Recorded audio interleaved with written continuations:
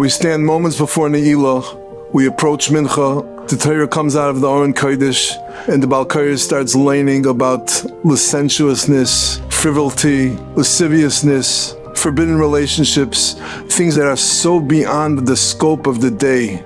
We are so distanced from that. We have done full tshuva. We have no shaykhs to that type of behavior. Why are we laning about this type of behavior? And the answer is that the holiest person, the Yetzer Hara, goes after. And that's when they try to get you, when you're at your holiest place. That's when the Yetzer Hara goes after you. And that's why we have to hear this Kriyas HaTorah. We have to be mechuzik. When the Yetzer Hara comes after you, that means you are something holy and he wants to get you. My illustrious brother Rabbi Moshe told me a meridik maisa.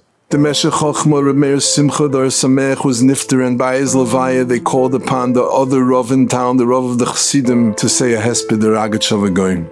The Ragat never spoke in public. He said, I will not say a hesped, I don't speak in public. They came to the gravesite and they said, Ragat this was the Rav of the Litvisha, you're the other Rav in town, you must honor this Yid, Rabbi Meir Simcha.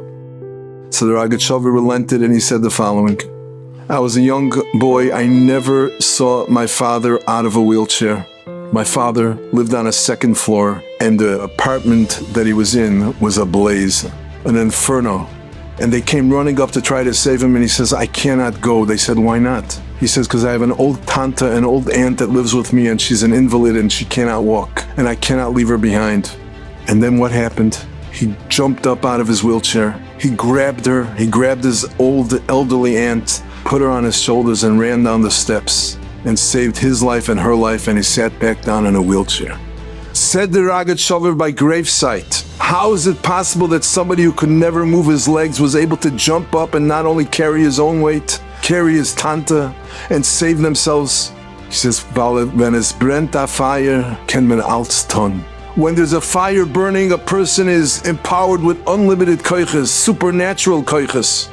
Said the Ragat Shover of Meir Simcha's fire for Torah is so beyond that he was able to do and accomplish what he did because he always saw a fire in front of himself.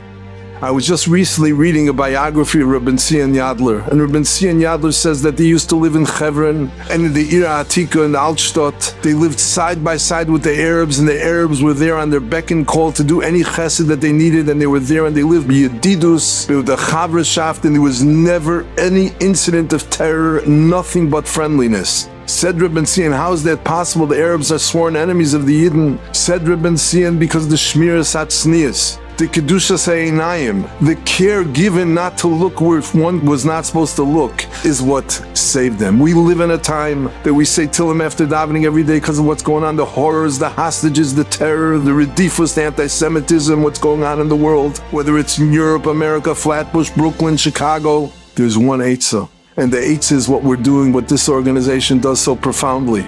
Shmiras Ha'einayim, that is the way to win the battle, and that's the way to win over the Arabs, and there's no other way. Zal mir zeichen sein that there should be shalom and a good gebencht yah.